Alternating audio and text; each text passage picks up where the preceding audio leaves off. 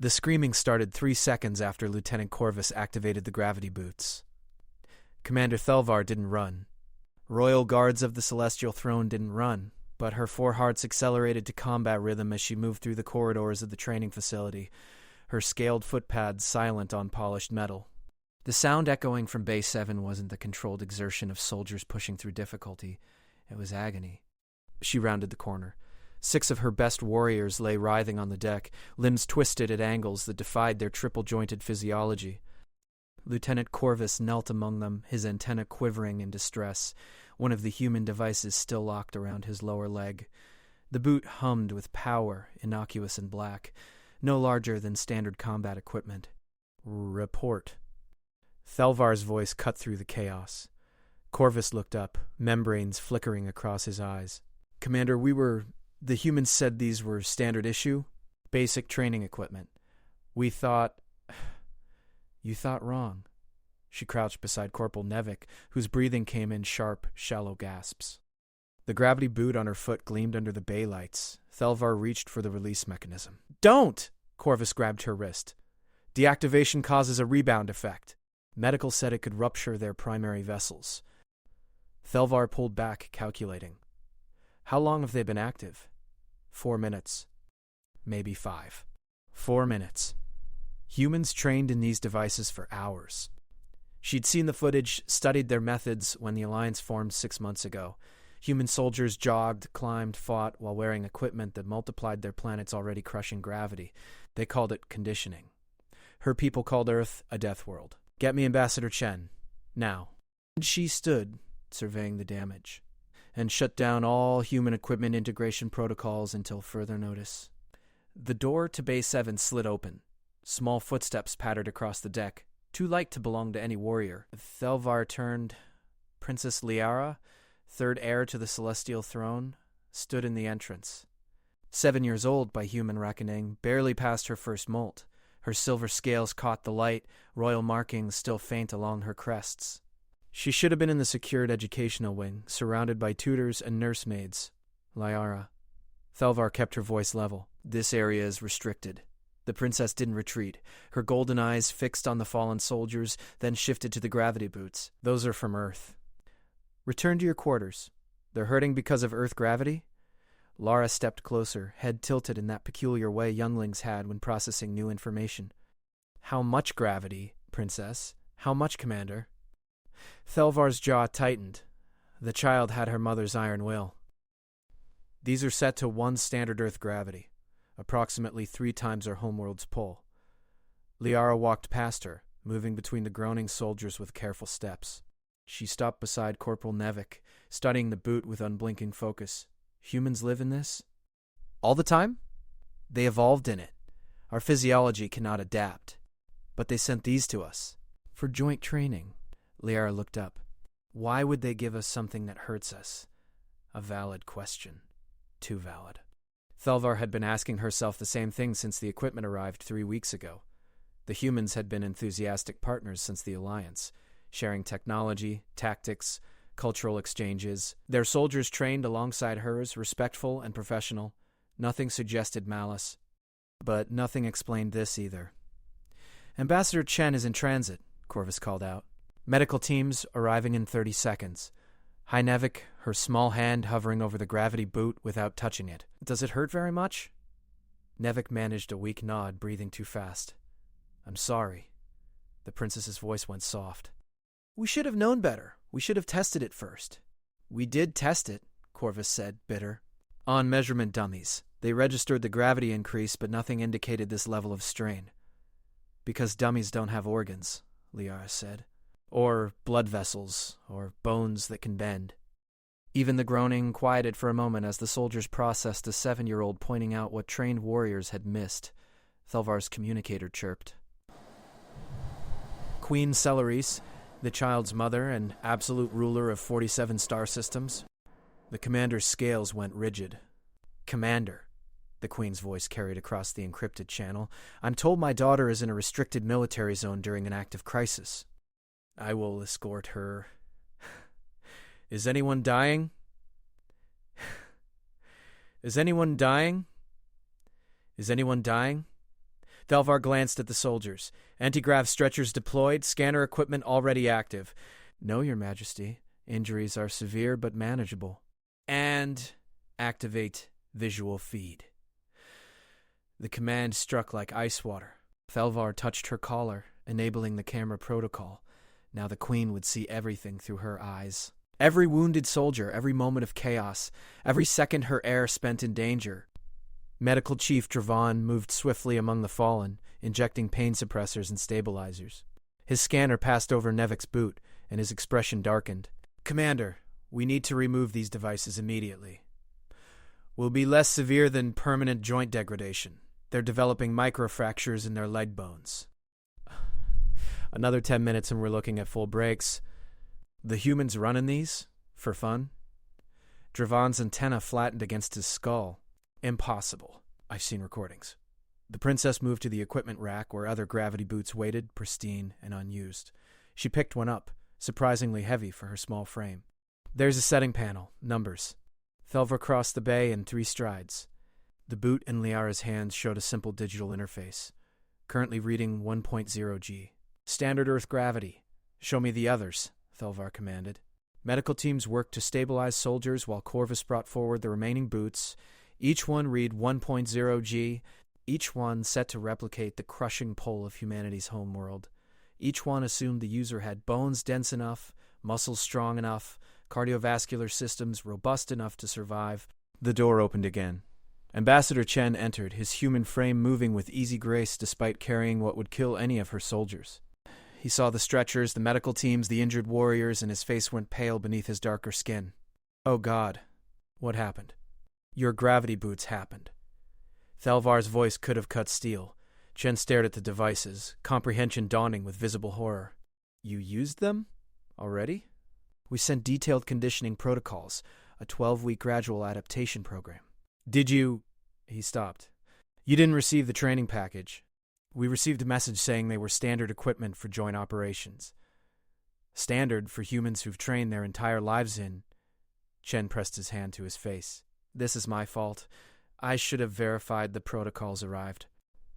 I assumed, he trailed off looking at the soldiers being loaded onto stretchers. I'm so sorry. Queen Solaris's voice emerged from Thelvar's communicator, calm and cold. Ambassador Chen, my soldiers are wounded because your people sent weapons disguised as training equipment. Your Majesty, I swear this was an accident, a catastrophic oversight. We would never... My daughter is standing 3 meters from the devices that crippled 6 warriors. Explain to me why I shouldn't consider this an act of war. Even the medical equipment seemed to quiet. Thelvar watched Chen's face cycle through emotions. Shock, fear, desperate calculation. One wrong word and the alliance between their species would shatter. Liara set down the gravity boot she'd been examining and walked to stand directly in front of Ambassador Chen. She barely reached his waist, small and silver against his dark uniform. You really live in that gravity? Every day? Chen blinked, clearly not expecting the question. He looked down at the princess, then slowly nodded. Every moment of our lives, Your Highness. That must be very hard. Something in Chen's expression shifted. He knelt, bringing himself to her eye level. It is, but we don't know anything different. It made us strong. Maybe too strong. We forget that what's normal for us is, he gestured to the medical teams, this. Show me. Princess Thelvar moved forward. Show me, Liara repeated, looking at Chen. Put on the boots. Walk around. Let everyone see what normal means for you. Chen's throat worked. Your Highness, I don't think that's appropriate, given. My mother is listening. My soldiers are hurt. You say this was a mistake. Liara's voice carried a weight beyond her years. Show us the truth. Show us what you live with. Through the communicator, Queen Solaris said nothing. Waiting. Ambassador Chen reached for one of the gravity boots with hands that trembled slightly. He removed his standard-issue shoe and locked the device around his leg, then did the same with the other foot. The boots activated with barely a whisper. Chen stood, walked, moved with the same easy grace he'd shown entering the room. Then he started to run. Circled the bay at a pace that would have winded any of Thelvar's soldiers, even without additional gravity. His breathing stayed even, controlled. He dropped to the deck and performed what humans called push-ups, arms flexing, body rising and falling like it cost him nothing. 20 repetitions. 30. 50. Liara watched in silence. So did every conscious soldier. So did Telvar, her tactical mind recalculating threat assessments with every movement Chen made. This was normal for them. Standard. Basic. And it would kill her people. Chen stopped at 75 repetitions, breathing slightly harder but nowhere near exhausted. He stood, facing Liara and Thelvar. This is what we assumed everyone could handle. We were wrong. Dangerously, catastrophically wrong. He deactivated the boots and removed them. Your Majesty, if you're still listening, I take full responsibility. I'll resign my post if it helps preserve our alliance. The communicator crackled. That won't be necessary, Ambassador. Queen Celarice's voice had lost some of its edge. But we need to discuss human integration protocols more carefully. Commander Thelvar, bring my daughter to the throne room. Ambassador Chen, you'll accompany them? Yes, Your Majesty. Thelvar and Chen responded in unison.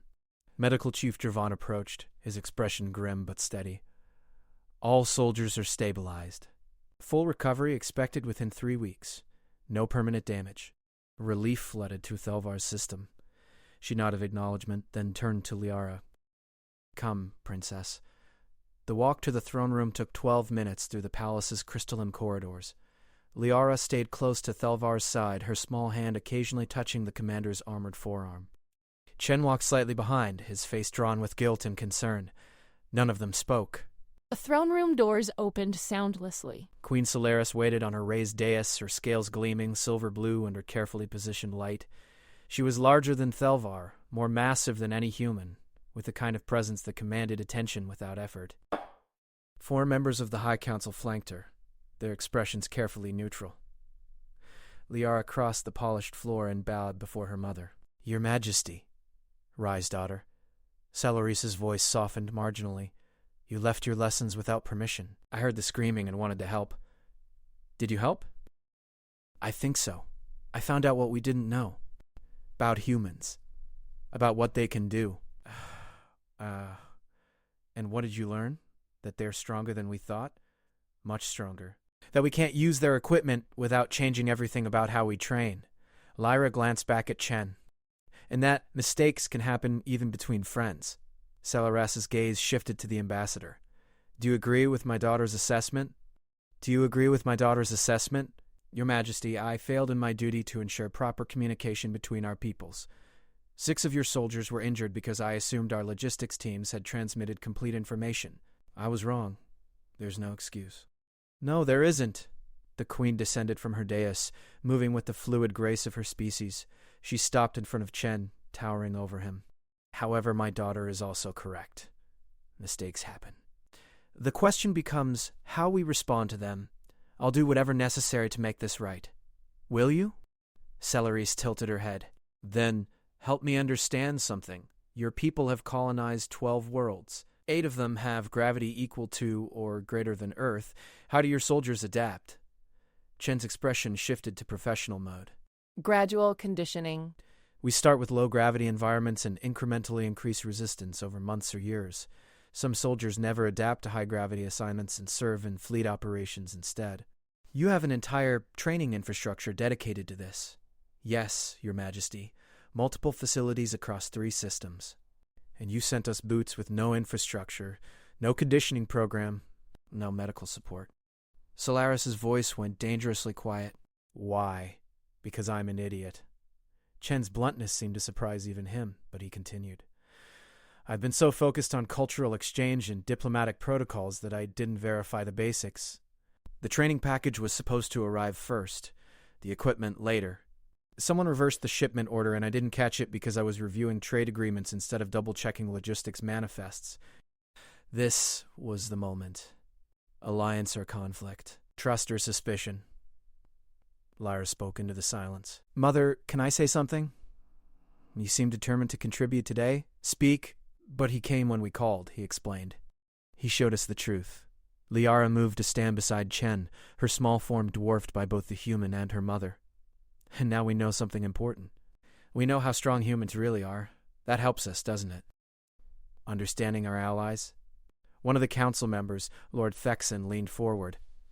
Your Highness, with respect, understanding our allies' strength could also be concerning. If humans can function in gravity that cripples our warriors, then they're better suited for certain missions. Liara turned to face the council. Heavy world infiltration. Deep gravity well operations. Environments we can't access without years of preparation. They could go places we can't. Do things we can't. Ooh, isn't that useful? Silence again. Thelvar felt a flash of pride. 7 years old, and the princess already thought like a strategist. Queen Solaris's expression remained unreadable.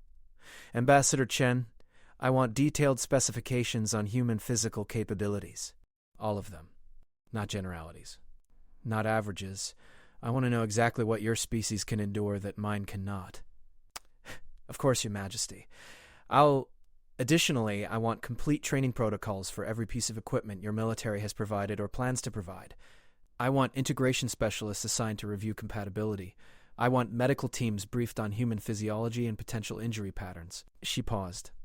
And I want your best conditioning experts to design a program for my soldiers, not to match human capabilities, to understand them. Shen's eyes widened. You still want cooperation? I want competence. Today's incident revealed dangerous gaps in our knowledge. Those gaps could kill soldiers in actual combat.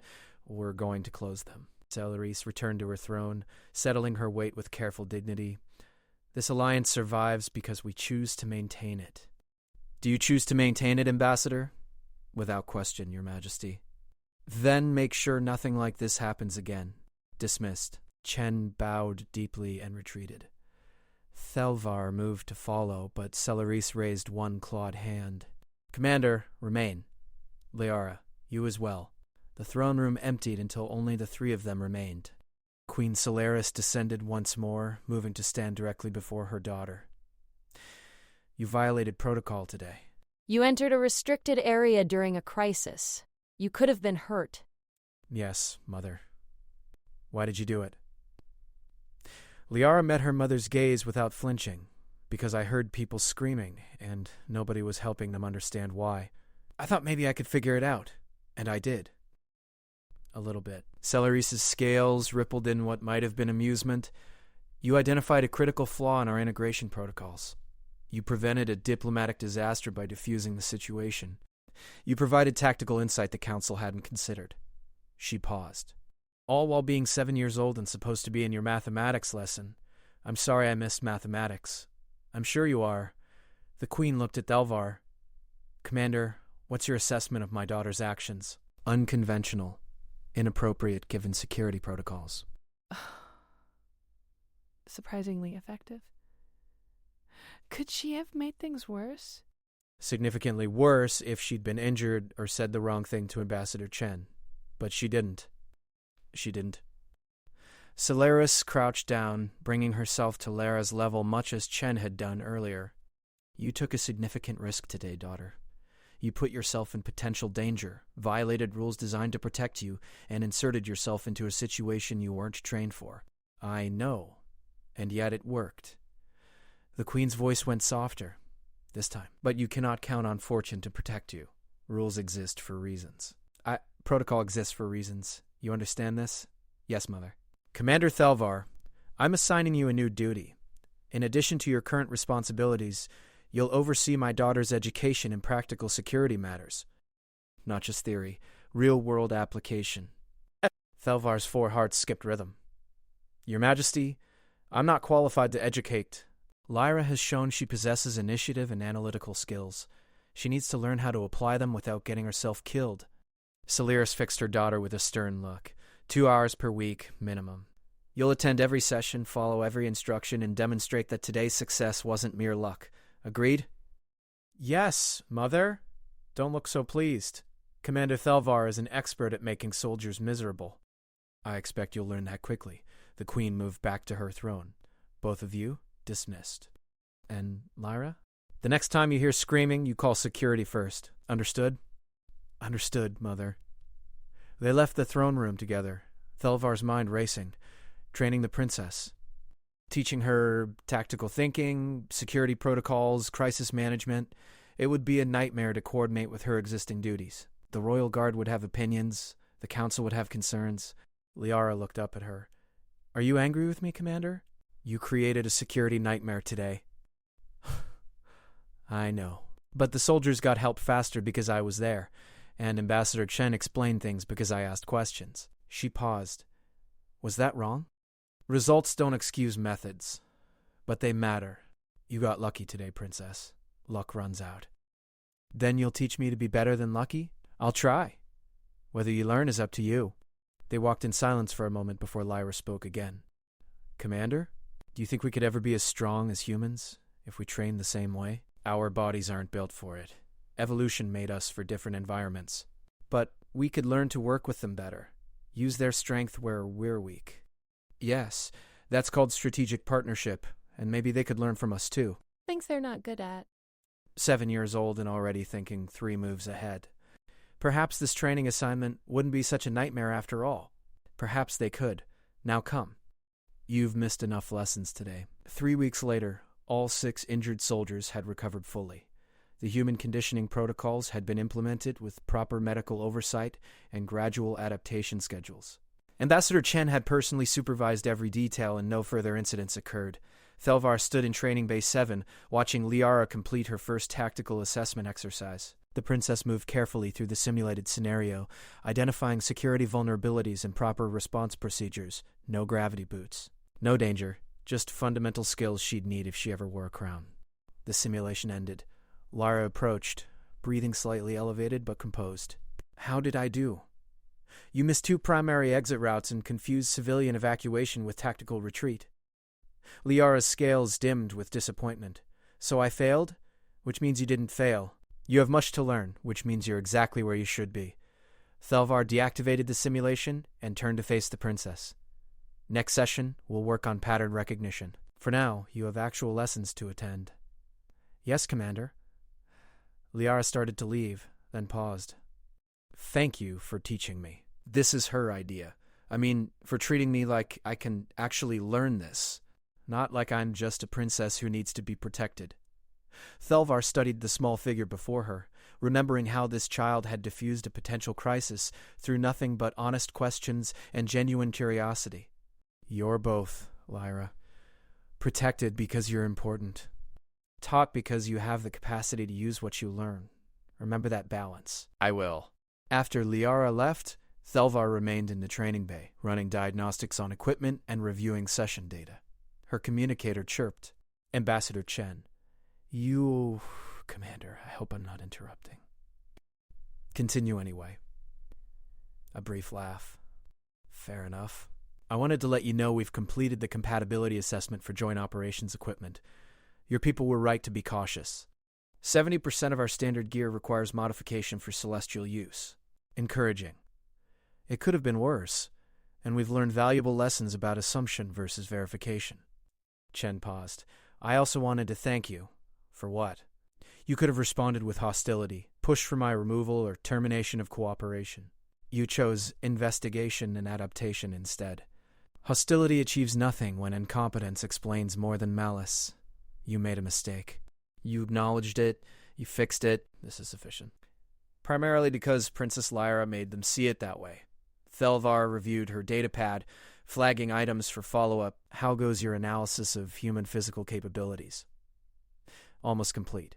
Some of the data is concerning from a comparative standpoint. Because humans are considerably more resilient than we anticipated.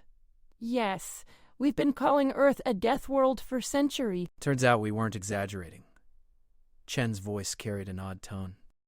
Does that worry you, Commander? Knowing your allies evolved in conditions that would kill your soldiers? It would worry me more if those soldiers were enemies. Thelvar closed her datapad. Your people have shown nothing but good faith and genuine partnership. One logistical error doesn't change 6 months of successful cooperation. Remember that. Thank you, Commander. The communication ended. Thelvar stood alone in the training bay, surrounded by equipment from 2 different worlds, designed for bodies shaped by different gravities, different evolutionary pressures, different survival requirements, and yet they were making it work. Learning from each other. Adapting. Perhaps that was the real strength of the Alliance. Not matching capabilities, but understanding differences and finding ways to complement rather than compete. She thought of Liara, asking Ambassador Chen to demonstrate what normal meant for his people. A child's question that had revealed essential truth and diffused potential catastrophe. Sometimes the greatest tactical advantage came not from weapons or training, but from simple curiosity and willingness to understand. Thelvar activated the next training scenario, preparing for tomorrow's session with the princess. There was much work to do, much to teach and much to learn. But today, the alliance was stronger than yesterday. Tomorrow would be stronger still. That was sufficient. That was victory. The gravity boots remained in storage, safely locked away and clearly labeled with warning protocols, compatibility requirements, and conditioning prerequisites. Someday, perhaps, celestial soldiers might use them, might train alongside humans in equipment designed for crushing gravity and relentless endurance. But not today. Today they would learn, adapt, and grow stronger through understanding rather than emulation. Because that was what allies did. They met each other where they were, not where they wished each other to be. And in the space between different worlds, different bodies, different strengths, they found common ground, one careful step at a time.